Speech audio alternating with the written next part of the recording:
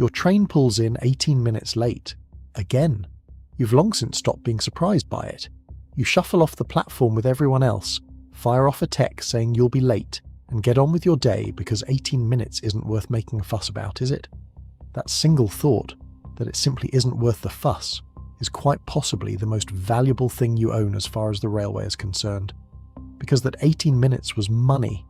It was owed to you in cash the moment the train was 15 minutes down, and the entire system is quietly built on the near certainty that you won't bother to collect it. Here is the figure that should stop you. Every year, private sector estimates put the amount of train delay compensation that goes completely unclaimed in Britain at somewhere between 80 and 90 million pounds. The industry actually pays out around 150 million a year in delay compensation across the operators the government publishes figures for, which means that on top of everything it already hands over, another 80-odd million that passengers are genuinely entitled to simply evaporates, unclaimed, back into the operators' accounts. By the industry's own reckoning, only around 45% of eligible passengers ever put in a claim at all. The rest of us look at £2 or £3, decide it isn't worth 10 minutes, and walk away, and multiplied across the many millions of delayed journeys every year, that one small shrug is worth an absolute fortune to the people running the trains. And here is what makes it sharper. Some of this money is a few pounds per delay, which is exactly why it feels too small to chase. But for a daily commuter, those few pounds are a near-daily event, and over a year they compound into hundreds. Some of it is a full refund you never knew you could ask for, and some of it is real money you actually lost, a taxi, a missed flight, that you can claim on top. Nobody spells this out for you. Not the apology over the tannoy, not the app that tells you the train is delayed without ever mentioning the word compensation, not the ticket barrier that takes your money without a flicker. Quickly, because it matters. I'm not a solicitor and nothing here is legal advice. These are educational examples based on the published delay repay rules and consumer law as they currently stand, and the detail varies by operator and by exactly which ticket you hold. Check National Rail's guidance or your own operator before you rely on any of it.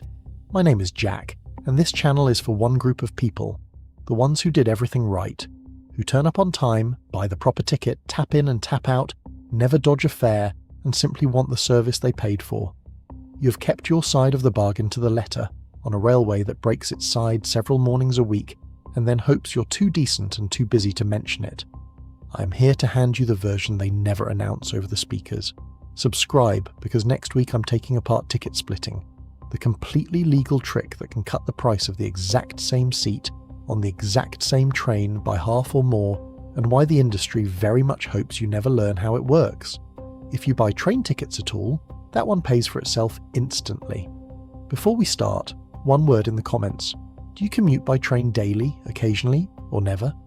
Just the single word. I read every comment on this channel, and it tells me exactly who I'm really talking to. Now let me make this real.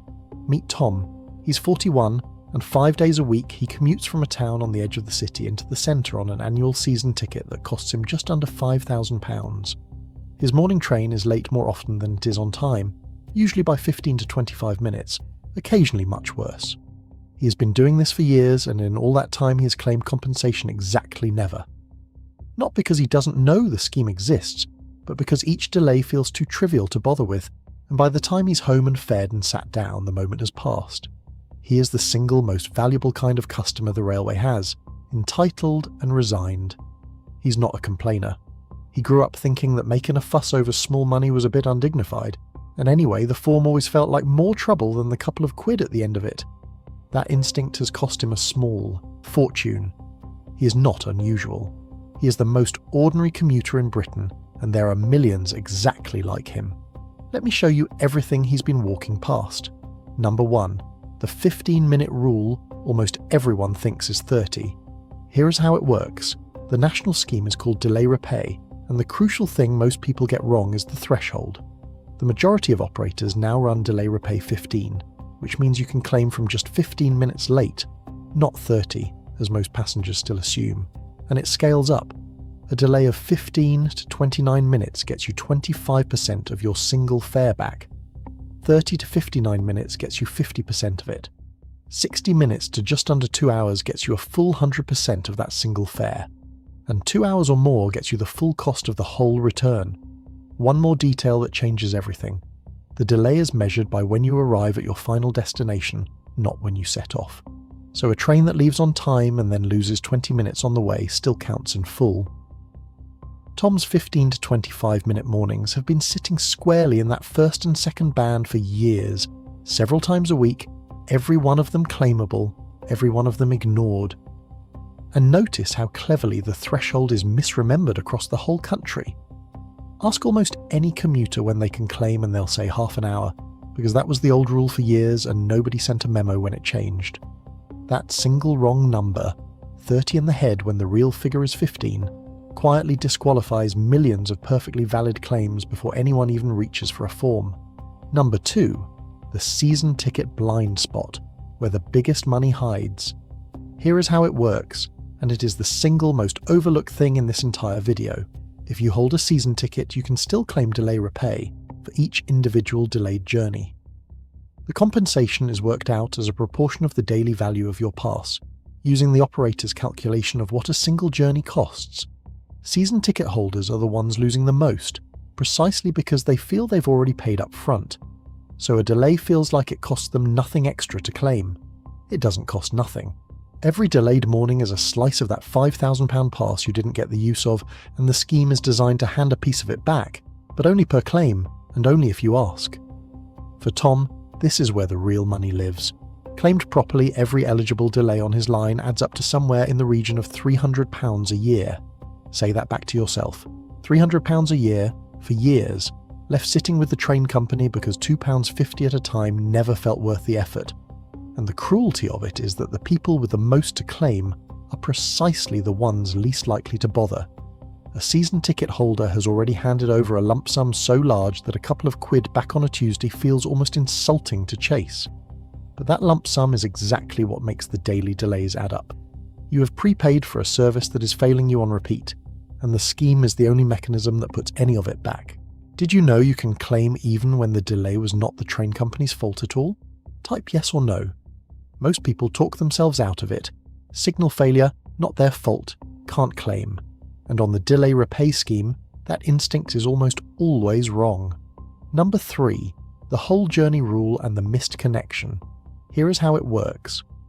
Because your delay is measured against your arrival at your final destination, a small delay that snowballs is judged on the snowball, not the snowflake. If your first train is 10 minutes late and that causes you to miss a connection, and you finally reach your destination 50 minutes behind schedule, you claim for the 50-minute delay, not the 10. And it holds up even if you were travelling on separate tickets for each leg, as long as the connection was a reasonable one that a journey planner would have suggested. You claim from the operator whose train caused the original delay, not the connecting service you missed. On top of that, the National Rail Conditions of Travel give you the right to be carried onward to your destination on the next available service if you miss a connection because of a delay, even if that means boarding a different operator's train. Most people who miss a connection think the day is simply ruined. Often it's a claim, and frequently a bigger one than the delay that caused it, because the knock-on wait to the final destination is almost always longer than the initial slip. The worse the cascade, the higher the band you land in. Number 4, it pays out regardless of whose fault it was. Here is how it works, and this is the misunderstanding that cost passengers the most. On the old system, compensation often depended on the delay being the operator's fault. Under delay repay, which most operators now use, that is no longer the test. Signal failure, a broken down train ahead of yours, overrunning engineering works, a fault miles down the line. On delay repay, you are compensated for the delay itself, regardless of the cause. You do not have to prove that anybody anywhere did anything wrong at all. You simply have to have been late getting there. This single fact is why so much money goes unclaimed. People assume that because the delay was one of those things, nothing is owed. On most of the network, the opposite is true. The whole point of delay repay was to strip the argument about blame out of the equation, so that you no longer have to prove the operator caused the problem, you simply have to have arrived late. Tom has watched dozens of not their fault mornings go by assuming there was nothing to claim. There almost always was. We are 4 in, and look at what one ordinary commuter has been walking past. 2 or 3 claimable delays most weeks, each one ignored because it felt too small. A season ticket quietly losing value every late morning. Missed connections written off as ruined days that were actually claims. Roughly £300 a year for year after year gone, and there are still 2 routes to money he's never touched. Number 5. The full refund when you don't travel at all.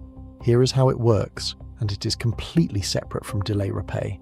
If your train is cancelled or delayed badly enough that you decide not to travel, or you start the journey and abandon it partway because of the disruption, you are entitled to a full refund of that unused ticket with no admin fee from wherever you bought it. Not a percentage, the whole fare. And this matters more than ever right now, because from the 1st of April 2026 the rules on refunding ordinary unused tickets were tightened considerably. But the disruption right was deliberately left untouched. If your train is cancelled or disrupted enough to abandon, your full refund right is exactly as strong as it always was, and it overrides the new restrictions. The morning Tom took one look at a departure board full of cancellations and drove in instead. That ticket was fully refundable. The whole day's fare back in his account for a journey the railway failed to provide. He never claimed it because it never occurred to him that not travelling could be worth more than travelling. Number 6. The real losses you can claim on top, under consumer law. Here is how it works. Delay repay is a fixed, no-questions scheme, but it is not the ceiling on what you can recover. Under the Consumer Rights Act 2015, if the train company failed to provide the service with reasonable care and skill and that failure caused you an actual financial loss, a taxi you had to pay for to get home, a hotel, a flight you missed because your connection was blown, you can pursue those consequential losses directly. There is one firm rule: you cannot be paid twice for the same thing, so you can't claim the same loss under both delay repay and consumer law. But where your real-world losses run well beyond the price of the ticket, this is the route that recognises it. The evening a cancellation made Tom miss a booked flight.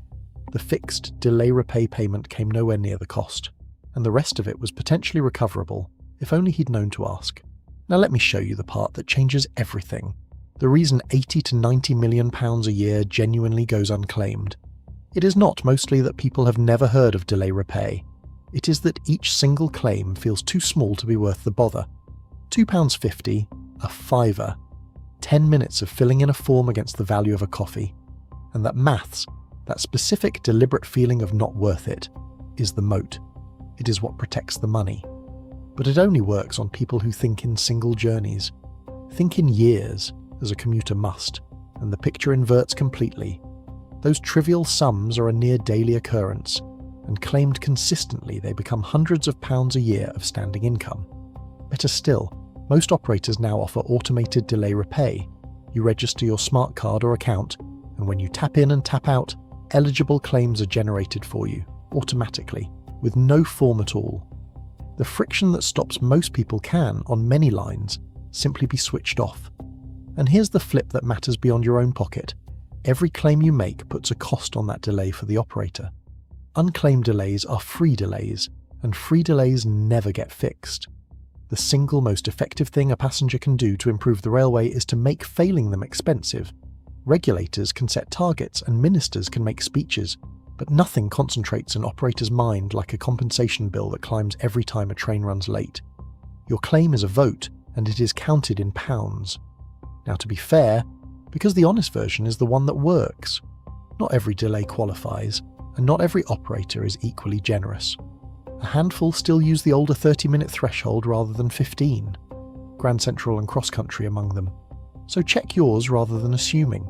Transport for London scheme, covering the Elizabeth line and the Overground, does pay from 15 minutes but excludes delays caused by things like strikes and severe weather, which the main delay repay scheme generally does not. If the delay was genuinely your own doing, you arrived late to the station and missed the train, there is nothing to claim.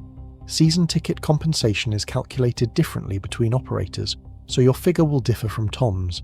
And on the consumer law route, the loss has to be real and evidenced, and you can't double up. But inside those lines, this is not goodwill. It is an entitlement, and the amount is fixed whether the company likes it or not. So let me add it up for one commuter. Delay repay he never claimed. Comfortably £300 a year, and over the several years he's made this journey, well into 4 figures. The fully refundable ticket from the morning he gave up and drove, gone. The consequential loss from the missed flight, never pursued. Tom has paid this railway nearly £5,000 a year, on time, without fail, for years. He has never dodged a fare or made a complaint, and the whole time, the system owed him money it was quietly relieved he never asked for. Now multiply Tom by every season ticket holder on every delayed line in the country, and you can see exactly where that 80 to 90 million goes. Here is the quiet truth underneath all of it. The system isn't broken, it runs precisely as designed, and the design is friction. The compensation exists, it's real, and it's generous enough on paper. But it's metered out in sums small enough to feel beneath your attention, behind a 28-day deadline, across 14 different operators' claim systems, each demanding evidence, each betting that I should do that quietly becomes I never got round to it. The reforms coming under Great British Railways promise to merge those systems into one and make claiming simpler, which is genuinely welcome. But notice what even that won't change. No operator anywhere has a single employee whose actual job is to make sure you personally got paid for this morning's delay. That job has always been yours, and until you do it, every unclaimed delay is the railway learning that letting you down costs it nothing. So here is what to do this week, and all of it is free. 1. Find out your operator's threshold. Assume you can claim from 15 minutes unless they tell you it's 30.